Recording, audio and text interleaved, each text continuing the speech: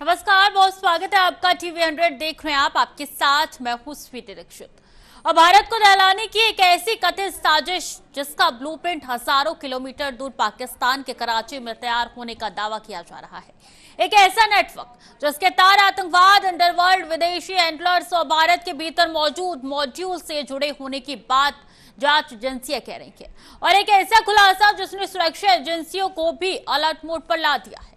जरा सोचिए, अगर देश की राजधानी दिल्ली, आर्थिक राजधानी मुंबई और देश के दूसरे बड़े शहरों में एक साथ खून खराबा होता, अगर भीड़भाड़ वाले रेलवे स्टेशन, बड़े पुल और महत्वपूर्ण सार्वजनिक स्थान आतंकियों के निशाने पर आ जाते, अगर ड्रोन के जरिए भेजे गए हथियार गलत हाथों तक पहुंचकर अपने मकसद में कामयाब हो जाते, तो देश को कितना बड़ा नुकसान उठाना पड़ सकता था। यही वजह है कि इस पूरे मामले को सिर्फ एक पुलिस कार्रवाई नहीं बल्कि राष्ट्रीय सुरक्षा से जुड़ा बेहद गंभीर मामला माना जा रहा है। दिल्ली पुलिस के स्पेशल सेल ने जिस मॉड्यूल का पर्दाफाश करने का दावा किया है, उसमें कई ऐसे चौंकाने वाले पहलू सामने आए हैं जिन्होंने जांच को और गंभीर बना दिया। सबसे बड़ी बात यह है कि जांच में कुछ ऐसे नाम भी सामने आए हैं जिनका संबंध अंडरवर्ल्ड के दुनिया से जोड़ा जाता रहा है। आरोप है कि कराची में बैठकर भारत विरोधी गतिविधियों को संचालित करने की कोशिश की जा रही थी और देश के कई बड़े शहर संभावित निशाने पर थे। हालांकि जांच अभी भी जारी है और एजेंसियां हर कड़ी को जोड़ने में जुटी हुई है, लेकिन शुरुआती खुलासों ने कई गंभीर सवाल खड़े कर दिए हैं। आज इस विशेष रिपोर्ट में हम खोलेंगे इस पूरी कथित साजिश की परत दर परत कहानी, कराची से लेकर दिल्ली तक, ड्रोन से लेकर हथियारों तक, फंडिंग से लेकर स्लीपर सेल तक और उन चेहरों तक जिनके नाम जांच में सामने आए हैं। क्योंकि यह सिर्फ एक खुलासा नहीं बल्कि भारत की सुरक्षा से जुड़ा एक मामला है।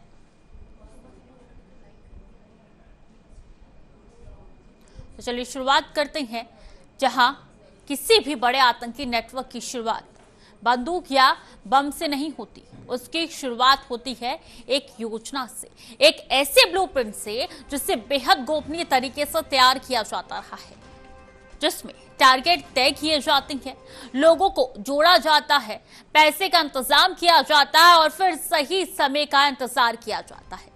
दिल्ली पुलिस के स्पेशल सेल ने जिस मॉड्यूल का खुलासा करने का दावा किया है, उसकी शुरुआत कहानी भी कुछ ऐसी ही दिखाई देती है। जांच एजेंसियों के मुताबिक यह सिर्फ कुछ लोगों की गतिविधियों का मामला नहीं था, बल्कि इसके पीछे एक बड़ा नेटवर्क काम कर रहा था, जिसके तार देश की सीमाओं से बाहर तक जुड़े हुए बताए जा रहे हैं। जांच में सामने आया कि इस कथित साजिश का खाका पाकिस्तान के कराची में तैयार किया गया था। वही कराची जिसका नाम पहले भी कई बार भारत विरोधी गतिविधियों और अंडरवर्ल्ड नेटवर्क के संदर्भ में सामने आता रहा है। आरोप है कि वही बैठकर भारत के खिलाफ एक नया मॉड्यूल खड़ा करने की कोशिश की जा रही थी, जिसमें आतंकवाद और अंडरवर्ल्ड का गठजोड़ एक बार फिर सक्रिय भूमिका में दिखाई दे रहा था। सुरक्षा एजेंसियों को आशंका है कि इस नेटवर्क का मकसद सिर्फ किसी एक शहर को निशाना बनाना नहीं था, बल्कि देश के कई बड़े और संवेदनशील शहरों में दहशत फैलाने की तैयारी की जा रही थी। सबसे गंभीर बात यह है कि जांच में सामने आई जानकारियों के अनुसार दिल्ली, मुंबई समेत देश के 5 बड़े शहर संभावित निशाने पर थे। यानी अगर ये कथित साजिश अपने अंतिम चरण तक पहुंच जाती तो उसका असर सिर्फ एक इलाके तक सीमित नहीं रहता, बल्कि देश के अलग अलग हिस्सों में एक साथ दहशत फैल सकती थी। यही वजह है कि सुरक्षा एजेंसियां इस पूरे मामले को बेहद गंभीरता से देख रही है और हर कड़ी को जोड़ने की कोशिश कर रही है। जांच एजेंसियों का दावा है कि इस नेटवर्क के पीछे सिर्फ स्थानीय स्तर पर काम करने वाले लोग नहीं थे, बल्कि उन्हें विदेशों से निर्देश मिल रहे थे। आरोप है कि पाकिस्तान की खुफिया एजेंसी आईएसआई की छाया में कुछ तत्व भारत के खिलाफ इस तरीके की गतिविधियों को बढ़ावा देने की कोशिश कर रहे थे। हालांकि इन सभी पहलुओं की जांच अभी जारी है, लेकिन शुरुआती जांच में सामने आया संकेतों ने सुरक्षा एजेंसियों की चिंता बढ़ा दी। क्योंकि जब किसी साजिश में सीमा पार बैठे हैंडलर्स, अंडरवर्ल्ड से जुड़े चेहरे और भारत के भीतर मौजूद नेटवर्क एक साथ दिखाई देने लगे तो खतरा कई गुना बढ़ जाता है। इस पूरे मामले में एक और नाम बार बार सामने आ रहा है और वो है डी कंपनी का। जांच एजेंसियों को शक है कि अंडरवर्ल्ड नेटवर्क को इस्तेमाल संपर्क, फंडिंग और ऑपरेशन को आगे बढ़ाने के लिए किया जा सकता था। यानी एक तरफ आतंक का नेटवर्क और दूसरी तरफ अपराध की दुनिया का नेटवर्क, दोनों मिलकर भारत के खिलाफ एक खतरनाक साजिश को अंजाम देने की तैयारी कर रहे थे। अगर यह आशंका यही साबित होती तो यह सिर्फ एक सुरक्षा चुनौती नहीं बल्कि राष्ट्रीय सुरक्षा के लिए बड़ा खतरा माना जाएगा। चलिए ग्राफिक के सहायता से समझाते हैं कि आखिर कराची से चल रही यह साजिश किस तरीके से। तो कराची में तैयार हुआ खतरनाक ब्लूप्रिंट, भारत के 5 शहर बताए हैं निशाने पर। इतना ही नहीं, आईएसआई की शह का आरोप है। आगे बढ़ेंगे जहां जानेंगे कि डी कंपनी नेटवर्क फिर से सक्रिय हो चुका है और दिल्ली पुलिस ने मॉड्यूल पकड़ा है। बड़े हमले की कार्रवाई पहले से ही सफल हो गई थी। तो किसी भी आतंकी साजिश की सबसे खतरनाक कड़ी होती है हथियारों की सप्लाई, क्योंकि जब तक हथियार नहीं पहुंचते तब तक कोई भी योजना सिर्फ कागजों और बातचीत तक सीमित रहती है। लेकिन जैसे ही हथियार नेटवर्क तक पहुंच जाते हैं, खतरा कई गुना बढ़ जाता है। दिल्ली पुलिस के स्पेशल सेल की जांच में जो बातें सामने आई हैं, उन्होंने इसी वजह से सुरक्षा एजेंसियों की चिंता बढ़ा दी है, क्योंकि आरोप है कि इस नेटवर्क तक हथियार पहुंचाने के लिए पारंपरिक रास्तों का नहीं बल्कि ड्रोन तकनीक का इस्तेमाल किया जाता रहा था।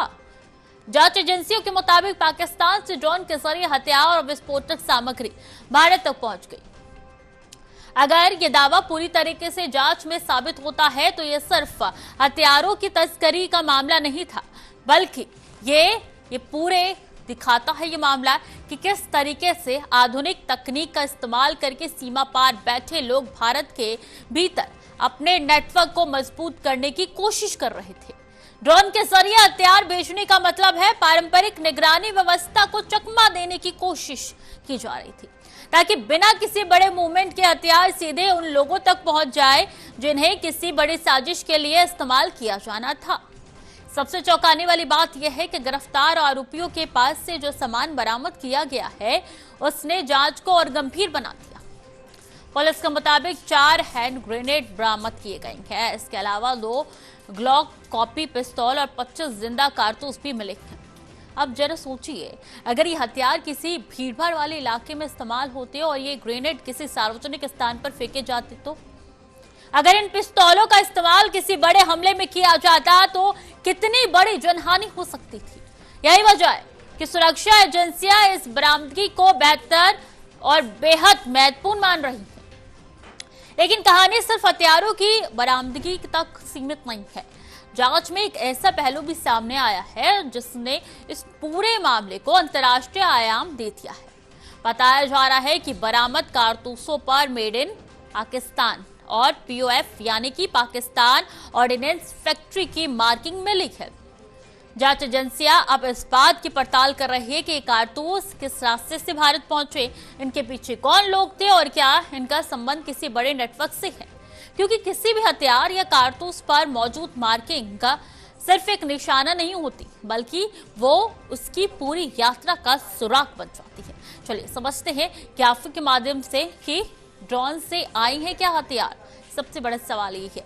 तो ड्रोन से पहुंचाए गए कथित हथियार और 4 हैंड ग्रेनेड हुए हैं बरामद। इतना ही नहीं, अगर आगे बढ़ के देखा जाए तो 2 पिस्तौल भी मिली आरोपियों के पास से। मामला यही खत्म नहीं होता, 25 जिंदा कारतूस बरामद किए गए हैं और कारतूसों पर पाक मार्किंग मिली है। इतना ही नहीं, इस पूरे मामले पर अब हथियार सप्लाई पर जांच तेज हो चुकी है। किसी भी आतंकी नेटवर्क की असली ताकत सिर्फ उसके हथियार नहीं होती बल्कि उसका फंडिंग नेटवर्क होता है, क्योंकि बिना पैसे के ना हथियार खरीदे जा सकते हैं, ना लोगों को जोड़ा जा सकता है, ना ठिकाने बनाए जा सकते हैं और ना ही किसी बड़े ऑपरेशन को अंजाम दिया जा सकता है। और यही वजह है कि दिल्ली पुलिस की स्पेशल सेल और दूसरी जांच एजेंसियां अब इस पूरे मामले में सिर्फ हथियारों और गिरफ्तार आरोपियों की जांच नहीं कर रही है, बल्कि उस आर्थिक नेटवर्क को भी खंगाल रही है जिसके जरिए कथित तौर पर इस मॉड्यूल को जिंदा रखा जा रहा था। जांच एजेंसियों के मुताबिक शुरुआती पूछताछ और तकनीकी जांच में ये संकेत मिले हैं कि नेटवर्क को फंडिंग पहुंचाने के लिए कई रास्तों का इस्तेमाल किया जा रहा था। आरोप है कि विदेशों में बैठे हैंडलर्स लगातार संपर्क में थे और भारत के भीतर मौजूद लोगों को निर्देश देने के साथ साथ आर्थिक मदद भी उपलब्ध कराई जा रही थी। यानी यह कोई ऐसा नेटवर्क नहीं था जो अचानक खड़ा हो गया हो, बल्कि इसके पीछे लगातार संपर्क, संसाधन और रणनीतिक समर्थन मौजूद था। यही वजह है कि एजेंसियां अब हर वित्तीय लेन देन, हर संपर्क और हर गतिविधि, संदिग्ध लिंक की जानकारी बारीकी से जुटा रही है, जांच कर रही है। सबसे बड़ी चिंता की बात यह है कि जांच में विदेशी हैंडलर्स की सक्रिय भूमिका की आशंका सामने आई है। बताया जा रहा है कि भारत में मौजूद लोगों को सिर्फ पैसा ही नहीं पहुंचाया जा रहा था, बल्कि उन्हें यह भी बताया जा रहा था कि किससे संपर्क करना है, किन लोगों को जोड़ना है या सक्रिय रहना है कहां, और आगे किस तरीके से नेटवर्क का विस्तार करना है। यानी कथित तौर पर प्लानिंग कहीं और हो रही थी, निर्देश कहीं और जा रहे थे और उन्हें जमीन पर लागू करने का काम भारत के भीतर मौजूद लोगों के जरिए किया जा रहा था। यही से स्लीपर सेल का पहलू सामने आता है। जांच एजेंसियों को आशंका है कि युवाओं को धीरे धीरे इस नेटवर्क से जोड़ने की कोशिश की जा रही थी, क्योंकि किसी भी बड़े आतंकी नेटवर्क का मकसद सिर्फ एक हमला करना नहीं होता, बल्कि लंबे समय तक सक्रिय रहने वाला एक ऐसा ढांचा तैयार करना होता है जो जरूरत पड़ने पर अलग अलग जगहों पर इस्तेमाल किया जा सके। यही कारण है कि सुरक्षा एजेंसियां इस बात की भी जांच कर रही है कि आखिर किन लोगों से संपर्क किया गया, कितने लोगों को जोड़ने की कोशिश हुई और क्या देश के अलग अलग हिस्सों में ऐसे और मॉड्यूल सक्रिय हैं। अब जरा इस पूरे कथित नेटवर्क की तस्वीर को समझिए। एक तरफ पाकिस्तान में बैठकर योजना बनाए जाने का आरोप है, दूसरी तरफ विदेशों में मौजूद हैंडलर्स के जरिए संपर्क और फंडिंग की बात सामने आ रही है। तीसरी तरफ भारत के भीतर स्थानीय स्तर पर लोगों को जोड़कर नेटवर्क खड़ा करने की कोशिश की आशंका जताई जा रही है। यानी कथित तौर पर प्लानिंग सीमा पार, सपोर्ट विदेश थे और एक्शन भारत के भीतर तैयार किया जा रहा है। यही वजह है कि यह मामला सिर्फ कानून व्यवस्था का नहीं, बल्कि राष्ट्रीय सुरक्षा का बड़ा मुद्दा बन गया है। अब सबसे बड़ा सवाल यही है, इस फंडिंग का स्रोत क्या था, पैसा कहां से आ रहा था, किन रास्तों से भारत तक पहुंच रहा था, क्या हवाला नेटवर्क का इस्तेमाल किया गया, क्या अलग अलग देशों में बैठे लोग इस पूरे ऑपरेशन को आर्थिक मदद दे रहे थे। और सबसे महत्वपूर्ण सवाल यही है कि क्या यह सिर्फ एक मॉड्यूल था या इसके पीछे एक बड़ा नेटवर्क छिपा हुआ है जिसकी परतें अभी भी खुलनी बाकी है। चलिए ग्राफिक्स के माध्यम से समझेंगे कि नेपाल से ये फंडिंग का खेल चल रहा है क्या। विदेशी हैंडलर संपर्क में थे, लगातार लोकल मॉड्यूल को मिल रहे थे निर्देश, पैसे पहुंचाने के कई रास्ते सक्रिय, युवाओं को जोड़ने की भी कोशिश की गई थी। युवाओं को भी इस पूरे नेटवर्क में शामिल किया जा रहा था। इतना ही नहीं, आगे नजर डालें तो स्लीपर सेल तैयार करने का भी आरोप साफ तौर पर लग रहा था कि स्लीपर सेल यहां पर तैयार किए जा रहे थे। चलिए आगे बढ़ते हैं और बताते हैं बात उस चेहरे की जिसकी तरफ इस पूरी जांच की सुई घूमती हुई नजर आ रही है, क्योंकि किसी बड़े नेटवर्क में कुछ लोग सिर्फ मोहरे होते हैं, कुछ लोग संदेश पहुंचाने का काम करते हैं, कुछ लोग फंडिंग और लॉजिस्टिक्स संभालते हैं, लेकिन हर नेटवर्क के पीछे एक ऐसा चेहरा भी होता है जो पर्दे के पीछे बैठकर पूरी बिसात बिछाता है। जांच एजेंसियों के मुताबिक इस कथित नेटवर्क में ऐसा ही एक नाम सामने आया, मुन्ना झिंगाड़ा। एक ऐसा नाम जो अंडरवर्ल्ड की दुनिया में नया नहीं माना जाता है और जिसका अतीत भी कोई चर्चित मामलों से जुड़ा रहा है। जांच में सामने आया कि मुन्ना झिंगाड़ा का नाम साल 2000 में बैंकॉक में हुई उस हाई प्रोफाइल हमले में भी सामने आया था, जिसमें अंडरवर्ल्ड डॉन छोटा राजन को निशाना बनाया गया था। उस हमले में उस समय अंतर्राष्ट्रीय स्तर पर सुर्खियां बटोरी थी, क्योंकि यह अंडरवर्ल्ड की दो बड़ी दुश्मन दड़ों के बीच चल रही खूनी जंग का हिस्सा माना जाता था। जांच एजेंसियों का कहना है कि उसी मामले में सजा काटने के बाद मुन्ना झिंगाड़ा पाकिस्तान चला गया और वहां से उसने अपने संपर्कों को फिर से मजबूत करना शुरू किया। सबसे गंभीर आरोप यह है कि अब वही मुन्ना झिंगाड़ा कराची में बैठकर भारत विरोधी गतिविधियों को ऑपरेट करने की कोशिश कर रहा था। जांच एजेंसियां उस बात की पड़ताल कर रही है कि आखिर उसका इस पूरे नेटवर्क में क्या रोल था, वो किन लोगों के संपर्क में था, भारत में मौजूद लोगों तक उसके निर्देश कैसे पहुंच रहे थे और क्या वो सिर्फ एक हैंडलर था या फिर पूरी साजिश का मास्टरमाइंड भी वही था। क्योंकि जब किसी नेटवर्क का संचालन सीमा पार से किया जाता है तो उसका पता लगाने और उसे तोड़ने दोनों ही सुरक्षा एजेंसियों के लिए बड़ी चुनौती बन जाती है। लेकिन कहानी सिर्फ मुन्ना झिंगाड़ा तक सीमित नहीं है। जांच में यावर खान, शहजाद भट्टी और आमिर जट जैसे नाम भी सामने आए हैं। एजेंसियां अब इन सभी लोगों की भूमिका को समझने की कोशिश में जुटी है। कौन फंडिंग का इंतजाम कर रहा था, कौन संपर्क स्थापित कर रहा था, कौन स्थानीय मॉड्यूल से जुड़ा हुआ था और कौन जमीन पर नेटवर्क को विस्तार देने का काम कर रहा था। इन सभी पहलुओं पर जांच की जा रही है, क्योंकि सुरक्षा एजेंसियों का मानना है कि किसी भी बड़े नेटवर्क को सिर्फ एक व्यक्ति तक नहीं चलाता, बल्कि इसके पीछे कई स्तरों पर काम करने वाले लोग होते हैं जो अलग अलग जिम्मेदारियां निभाते हैं। चलिए एक बार फिर से ग्राफिक्स पे नजर डालेंगे और जानेंगे कि आखिर किस तरीके से मुन्ना झिंगाड़ा बना है मास्टरमाइंड। तो नजर डाल के बताते हैं कि आखिर मुन्ना झिंगाड़ा कैसे मास्टरमाइंड बना, कैसे नाम कमाया उसने आतंकवाद की दुनिया में और किस तरीके से उसको आज उस बैंकॉक के हिस्से को साफ तौर पे जिस तरीके से हमला किया था उसमें उसका नाम शामिल बताया जा रहा है। तो मुन्ना झिंगाड़ा का नाम चर्चा में छोटा राजन हमला केस से जुड़ा है। बैंकॉक हमले से आया था नाम और सजा पूरी कर पाकिस्तान भागा था। इतना ही नहीं, कराची से नेटवर्क चलाने का आरोप भी है और कई विदेशी हैंडलर्स रडार पर मुन्ना झिंगाड़ा के साफ तौर पे नजर आते हैं।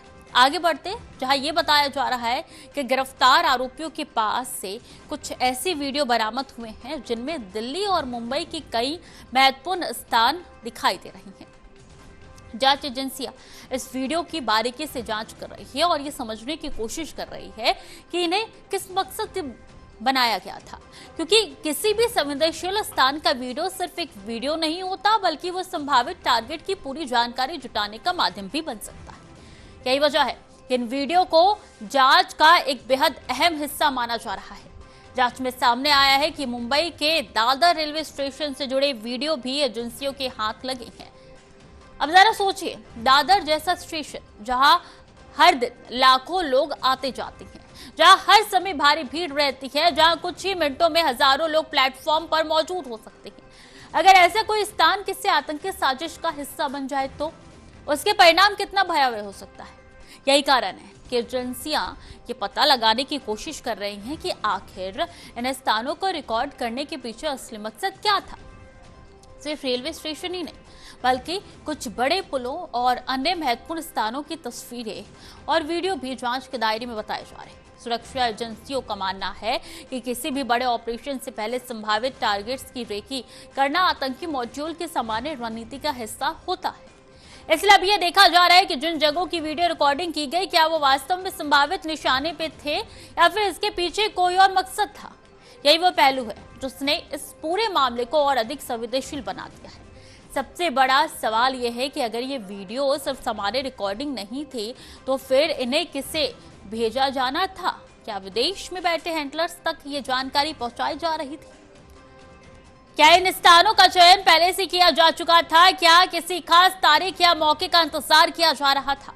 और अगर सुरक्षा एजेंसियां इस समय रहती सक्रिय नहीं होती तो क्या ये तैयारियां किसी बड़े हमले का रूप ले सकती थी?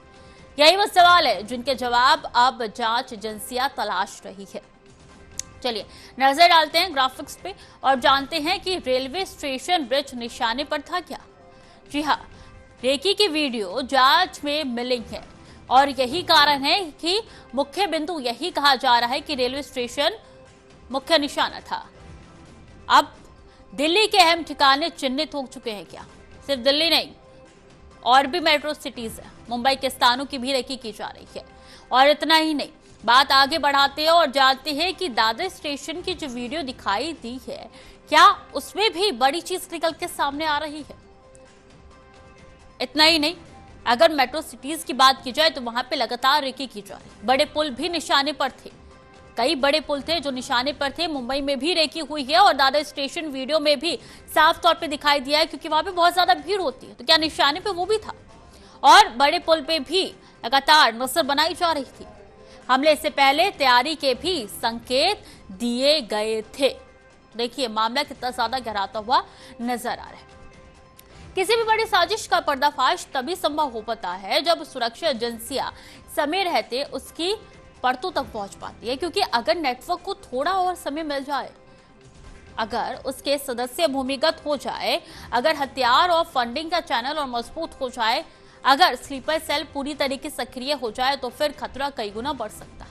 यही वजह है दिल्ली पुलिस के स्पेशल सेल द्वारा की गई हालिया कार्रवाई को इस पूरे मामले की सबसे महत्वपूर्ण कड़ी माना जा रहा है, क्योंकि जांच एजेंसियों का दावा है कि उन्होंने कथित साजिश को अपने अंतिम चरण तक पहुंचने से पहले ही बड़ा झटका दे दिया। जानकारी के मुताबिक दिल्ली पुलिस के स्पेशल सेल ने महाराष्ट्र, झारखंड और दूसरे राज्यों में एक साथ कार्रवाई करते हुए इस नेटवर्क से जुड़े 9 आरोपियों को गिरफ्तार किया है। इन गिरफ्तारियों को इसलिए भी महत्वपूर्ण माना जा रहा है क्योंकि एजेंसियों का मानना है कि नेटवर्क सिर्फ एक शहर या एक राज्य तक सीमित नहीं था, बल्कि इसके तार अलग अलग राज्यों में फैले हुए थे। यही कारण है कि जांच का दायरा लगातार बढ़ता जा रहा है और अलग अलग एजेंसियां मिलकर इस पूरे मामले की हर कड़ी को जोड़ने की कोशिश कर रही है। बताया जा रहा है कि गिरफ्तार आरोपियों से लगातार पूछताछ की जा रही है और हर पूछताछ के साथ नए नए तथ्य सामने आ रहे हैं।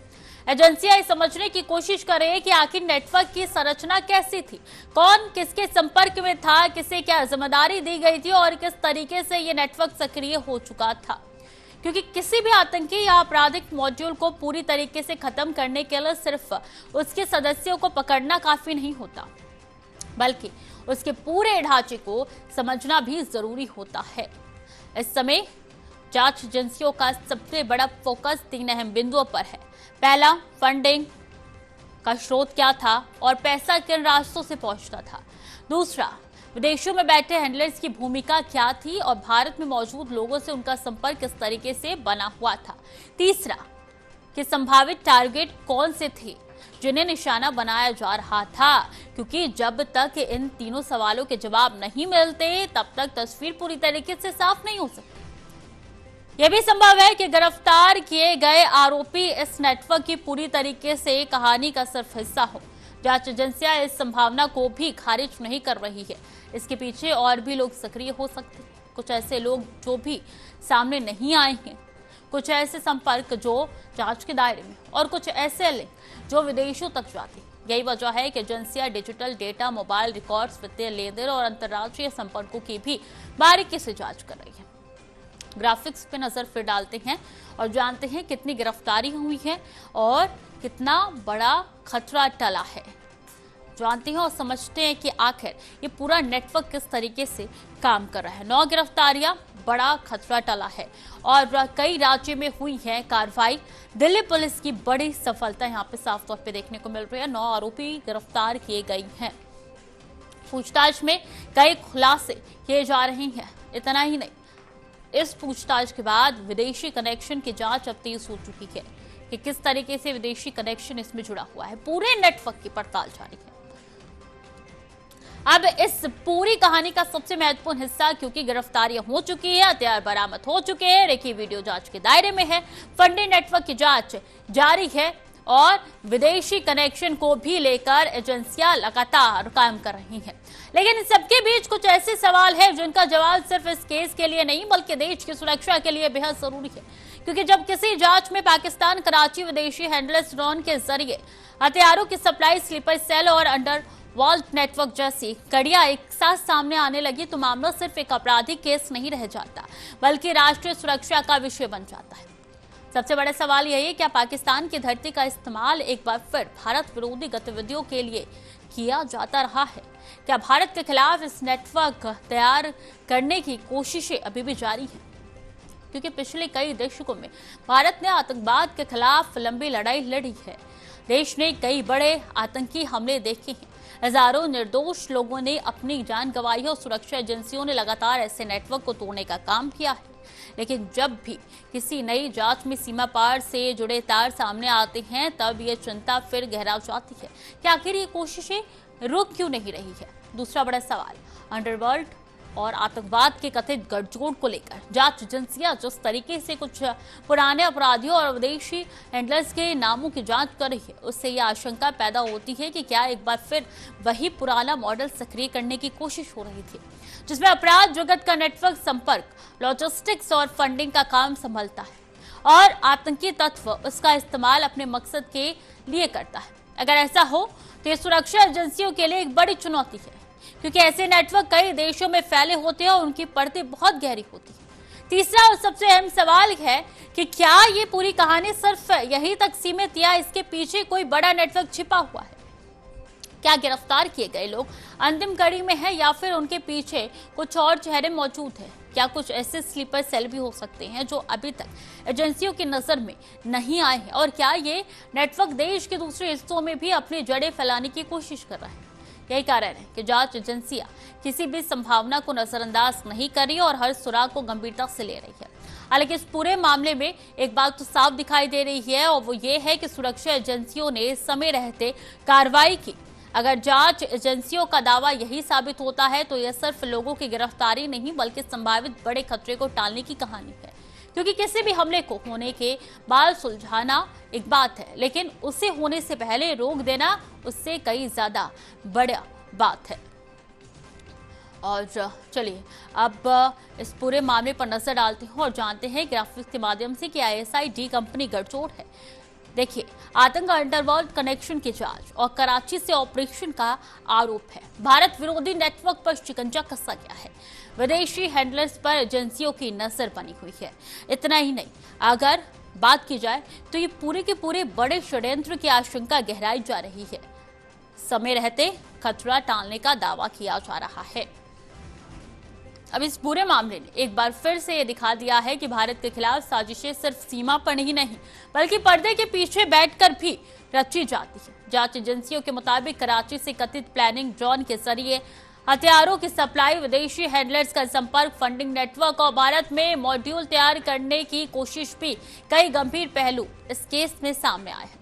हालांकि जांच अभी भी जारी है और इस तथ्यों की पुष्टि होना बाकी है, लेकिन इतना जरूर है कि दिल्ली पुलिस और सुरक्षा एजेंसियों की कार्रवाई ने एक बड़े संभावित खतरे को समय रहते रोकने का दावा किया है। अब एजेंसियों की नजर इस पूरे नेटवर्क की बाकी कड़ियों पर है, ताकि पता लगाया जा सके कि इसके पीछे कौन लोग थे, उनका मकसद क्या था और आखिर ये साजिश कितनी बड़ी थी। क्योंकि भारत के खिलाफ रची जाने वाली हर साजिश का जवाब सिर्फ सतर्कता, मजबूत सुरक्षा व्यवस्था और समय पर कार्रवाई से दिया जा सकता है। फिलहाल बड़ा सवाल यही है कि क्या ये कहानी यही खत्म हो गई है या अभी इस नेटवर्क की और परतें खुलना बाकी है। इस सवाल के साथ इस विशेष रिपोर्ट में फिलहाल इतना ही। देखते रहिए TV100।